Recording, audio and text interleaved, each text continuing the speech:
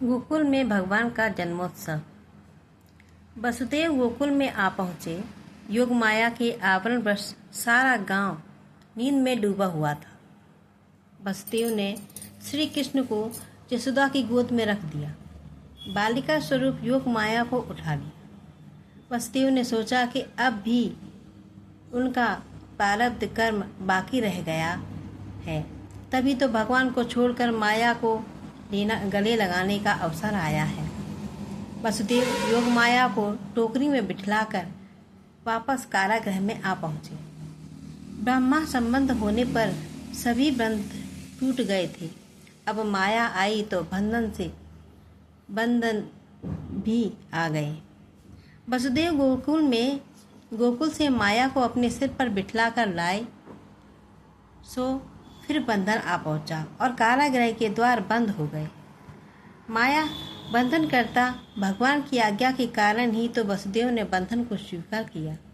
अब कारागृह में देवकी जी गोद में सोई हुई योग माया रोने लगी।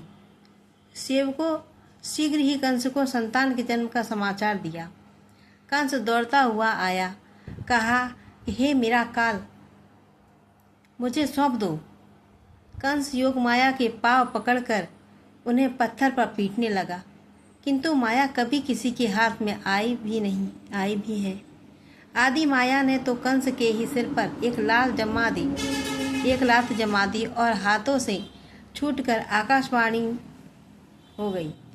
आकाश में उन्होंने अष्टभुजा जगदम्बा भद्रकाली का स्वरूप धारण किया। उन्होंने कंस से पुकार कर कहा, अरे पापी, तेरा काल को तो अवतरित हो गया और सुरक्षित है। कंस ने पश्चाताप करते हुए वसुदेव देवकी से अपने अपराध की क्षमा मांगी। इधर जन्माष्टमी के दिन नंद ने 12 बजे तक जागरण किया। सारिंड के कहने पर सभी सो गए थे और गहरी नींद में डूब गए थे। बालकृष्ण जब नंद जी के घर में आए तब नंद बाबा सोए थे। नंद बाबा ने स्वप्न में देखा कि कई बड़े बड़े ऋषि मुनि उनके आंगन में पधारे हुए हैं। यशोदा जी ने श्रृंगार किया है और गोद में एक सुंदर बालक खेल रहा है। उस बालक को मैं निहार रहा हूँ। शिव जी भी उस बालक के दर्शन करने के लिए आए हुए हैं। नंद बाबा प्रातःकाल जागृत होने पर मन में कई संकल्प विकल्प करते हुए गौशाला में आए। वे स्वयं गौ सेवा करते थे। गायों की जो प्रेम से सेवा करता है उसका वंश नष्ट नहीं होता है। नंद बाबा ने प्रार्थना की कि हे नारायण, दया करो, मेरे घर गायों के सेवक गोपाल कृष्ण का जन्म हो, ऐसी कृपा करो। उसी समय बालकृष्ण ने लीला की।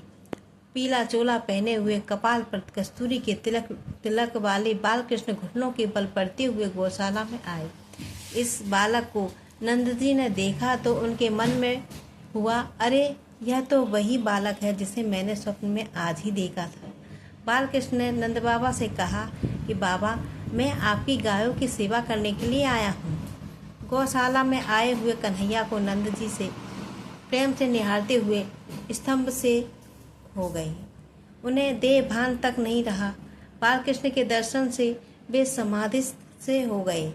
उन्हें कुछ ज्ञात ही नहीं हो रहा था कि वे जाग रहे हैं या सो रहे हैं। सुनंदा को यशोदा की गोद में बालकृष्ण की झांकी हुई तो वह दौड़ती हुई गौशाला में भाई को खबर करने के लिए आई। भैया भैया, लाला भयो है, आनंद ही आनंद हो गया। श्री कृष्ण हृदय में आ गए। नंद जी ने यमुना जी में स्नान किया। आज जन्मोत्सव के उपलक्ष्य में स्नान किया जाना था। उन्होंने स्वर्ण के आसन पर बिठलाया गया। शाल्येंद्र मुनि ने उनको दान करने को कहा। नंद जी ने कहा, जो चाहो सो ले जा सकते हो। नंद बाबा ने बड़ी उदारता से दान दिया। दान से धन की शुद्धि होती है। गायों का दान दिया गया। कई वर्षों तक तपस्या करने पर भी महान ऋषि मुनि का काम नष्ट न हुआ, अभिमान निसंदेह न हुआ, तो वे सब गोकुल में गाय का अवतार आए। उन्होंने सोचा था कि ब्रह्मा संबंध होने पर वे निष्काम होंगे। नंद बाबा ने 2 लाख गायों का दान किया। एक ब्राह्मण को 10,000 गायें दान स्वरूप मिली। वह घर ले आया। छोटा सा था घर, उसने घर के कोने कोने में गाय बांध दी, फिर भी बहुत सी बाकी रह गई। उस ब्राह्मण की पत्नी बड़ी कर्कशा थी। वह अपने पति से कहने लगी, कोई चाहे जितनी गाय दे, किंतु सबको ले क्यों आए? इतनी सारी गाय देने वाला कौन निकल पड़ा? ब्राह्मण, अरे तू जानती नहीं है क्या? नंद बाबा के घर पुत्र रत्न की प्राप्ति हुई है। उन्होंने आज हजारों गायों का दान किया है। नंद बाबा के घर पुत्र जन्म की बात सुनकर ब्राह्मणी आनंदित हो गई और पति पत्नी आनंद से मानो नाचने लगी। नंद घर आनंद भयो, जय कन्हैया लाल की। गांव के एक एक व्यक्ति को लगता है कि कन्हैया उसी का है। गांव में सभी गोपियों में कन्हैया के जन्म की बात फैल गई तो वे सब भी उनके दर्शन के लिए दौड़ी चली आईं।